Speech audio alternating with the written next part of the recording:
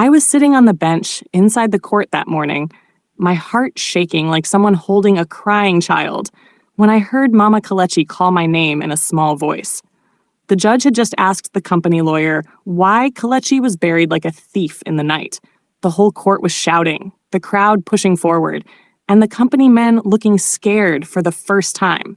That moment felt like fire opening under my feet. I looked at Mama, her wrapper shaking, her eyes wet, and I knew I must not fail her. Even before I became her child, her pain entered my chest and refused to leave. That was the moment my fight truly started. But this fight did not begin in court.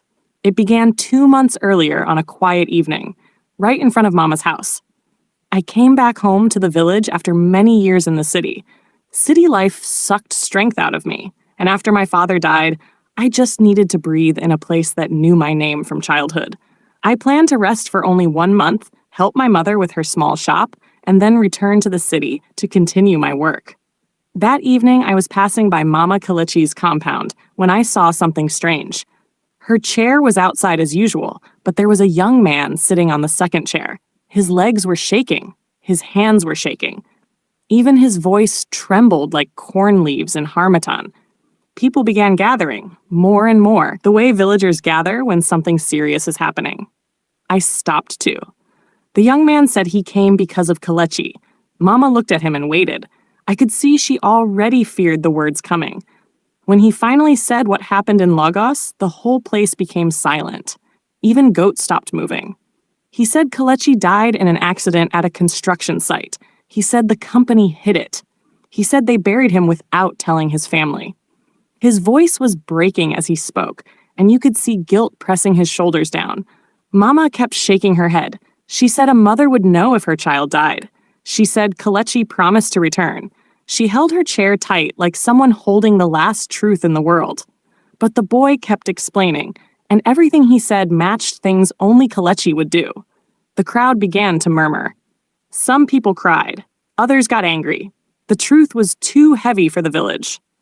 I stood there watching the pain inside Mama grow like a storm. And something inside me, something I did not plan, something I did not expect, pushed me forward. I walked to the empty chair and sat down. I held Mama's hand. That was the moment everything changed for both of us. And that was the day I decided that no silence, no company, no hidden grave would swallow Kelechi's story again. When I sat on that empty chair beside Mama, I did not understand the weight of what I was picking up. I only knew that something wrong had happened, something deep and dirty. And if nobody carried fight for Mama, her heartbreak would swallow her whole. The young man who brought the news was still crying, covering his face with both hands as the villagers threw questions at him. But I kept my eyes on Mama. She looked lost, like someone who had been holding a heavy load for many years and finally dropped it without meaning to.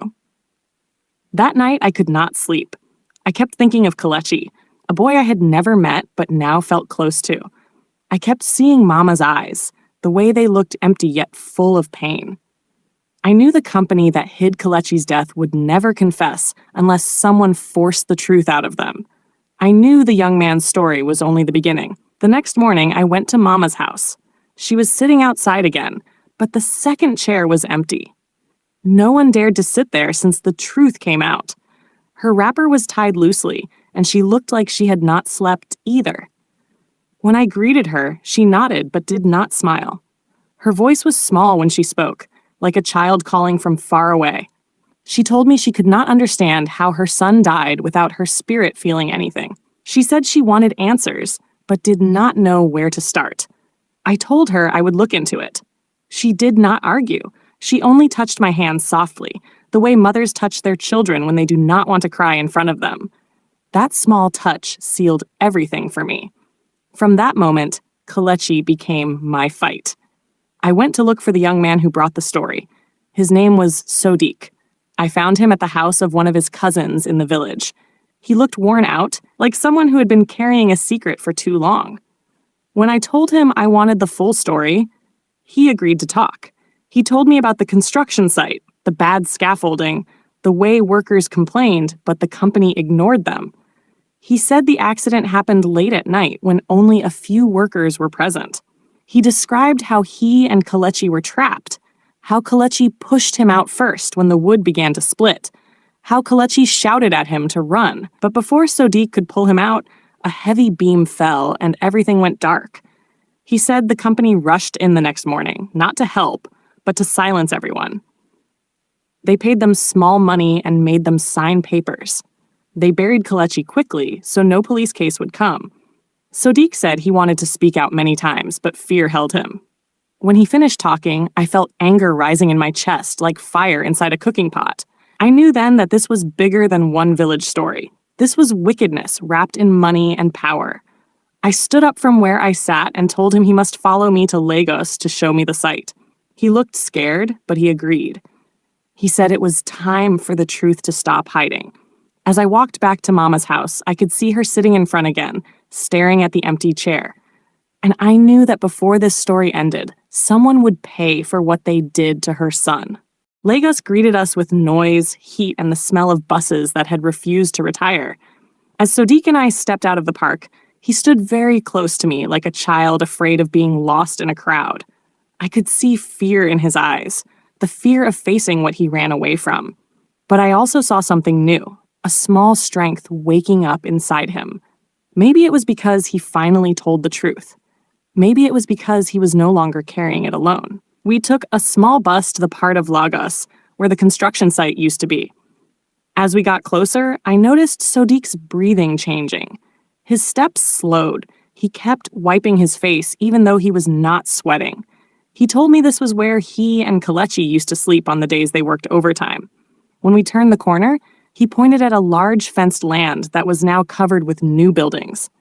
The place was quiet, too quiet for a site that once held so much noise and life. He told me the original project had been stopped after the accident, and the company pretended it was for financial reasons. Later, they sold the land to another group. The new buildings stood clean and bright, hiding the truth buried under them. I felt anger rising inside me again, the kind that makes your hands shake, but I held myself. We entered the small office beside the compound. The new security guard did not know anything, but he told us the old project manager still worked with the original company in their main office across town. Once I heard that, my spirit tightened. That was the man Sodiq said supervised the night shift the day of the accident. That was the same man who paid them to keep quiet and to bury Kelechi without his family. We found the office after a long bus ride. It sat in a big building, the type that tries too hard to look important. Inside, people were walking fast, carrying files, greeting their bosses with big smiles. Nobody knew the kind of secret their building was hiding. When we reached the receptionist, I told her we wanted to see the project manager about an old matter. She said he was in a meeting. I told her we would wait. While we sat, I watched Sodiq. His leg was shaking, and his hands kept touching each other like he was praying without words. I asked him quietly if he was sure he wanted to do this. He nodded, but I could see fear sitting inside his chest like a stone. When the project manager finally came out, I recognized him from the photo Sodiq showed me. He looked surprised when he saw Sodiq, but when he spotted me beside him, his face changed. I knew that look. It was the look of someone who knows trouble has finally found him.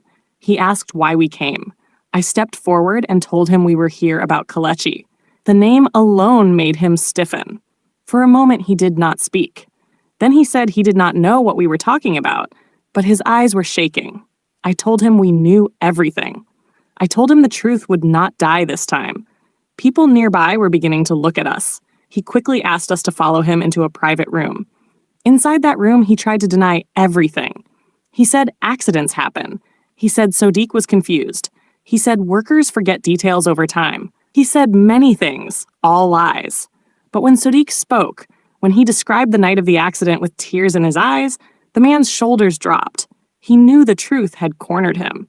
But just when I thought he was finally breaking, he stood up and said something that made my stomach twist. He said even if we shouted from morning till night, nobody would listen. He said money was stronger than tears. He said we were wasting our time. When we left that office, I felt fire in my bones. I knew the fight ahead would be long. I knew the company would do everything to hide what they did. But as we walked out into the hot Lagos sun, I also knew the truth had taken its first step into the open, and there was no going back. When we left the office that day, the sun felt hotter than normal, like Lagos itself was warning me that this fight would not be soft. Sodiq was quiet as we walked. His steps were slow, almost dragging. I knew he was afraid the company might come after him. I also knew he was afraid of carrying this battle to the end. But he did not run. He stayed beside me, and that alone told me his spirit was stronger than he believed. I told him the next step was to gather proof, not just stories. Stories move hearts, but proof moves the law. We started by finding 2 old workers he mentioned earlier, men who were also at the site the night of the accident. The first one, Chuck's, lived in a crowded area where houses were packed together like plastic buckets in a shop. His room was small and dark, and he looked surprised to see us. When Sodiq explained why we came, the man covered his mouth with his hand and looked around like someone expecting trouble. He said he remembered everything. He said he had nightmares about that night. He said he wanted to speak many times, but the fear of losing his job kept his mouth shut. But now he was tired of carrying the secret. He agreed to follow us to make a statement. His voice shook as he talked, but he kept talking, and that was all I needed. The second worker, Kunli, was harder. He refused to open his door at first. He said he had a family and he would not risk them. He said nobody cared about poor people's stories. He said the company had big men behind them. But when I told him about Mama, when I told him how she sat outside every evening waiting for a son who was already gone, something in him changed. His voice broke. He slowly opened the door wider and told us to come in. By the time we left his house, he had agreed to tell the truth too. With those 2 men, the story became stronger. But we still needed more. We needed documents, reports, anything that proved the company hid the accident. That was when Sodiq told me something he had forgotten. He said one of the security guards from that time still worked at a nearby warehouse.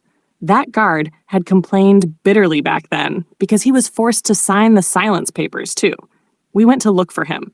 The man was older now, his hair full of gray, but the moment he saw Sodiq, his eyes widened.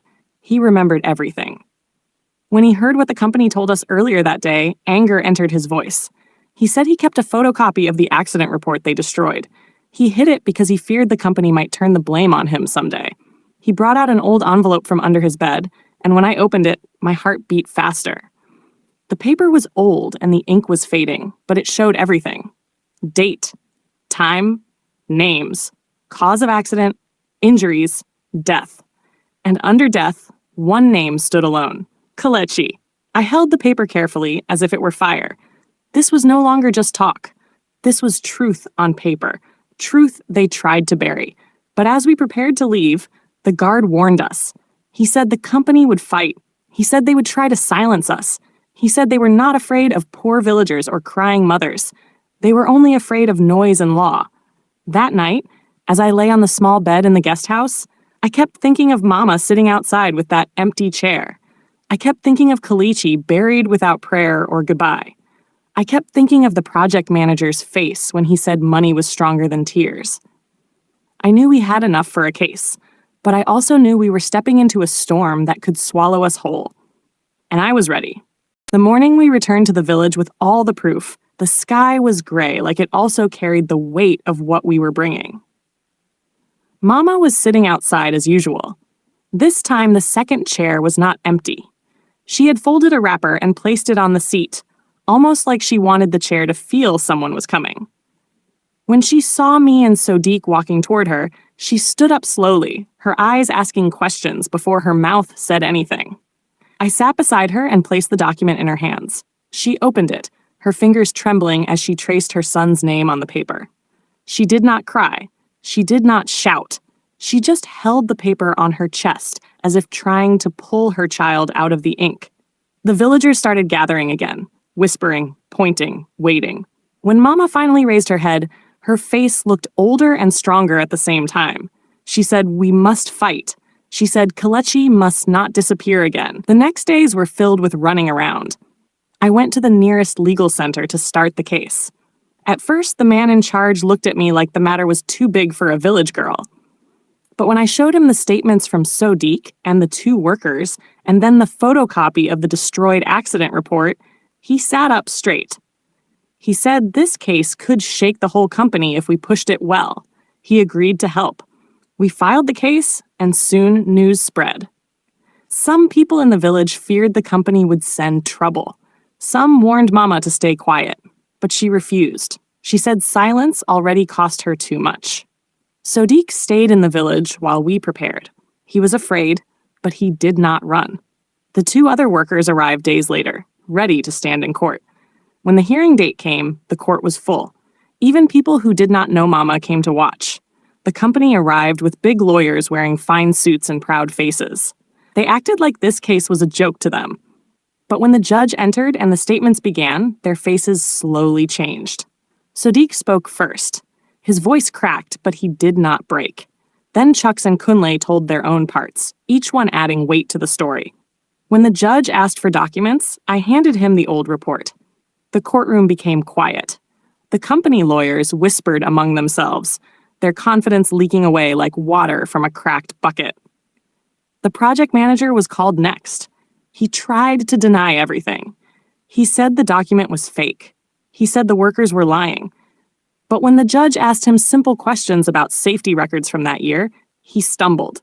Sweat gathered on his forehead. Everyone saw it.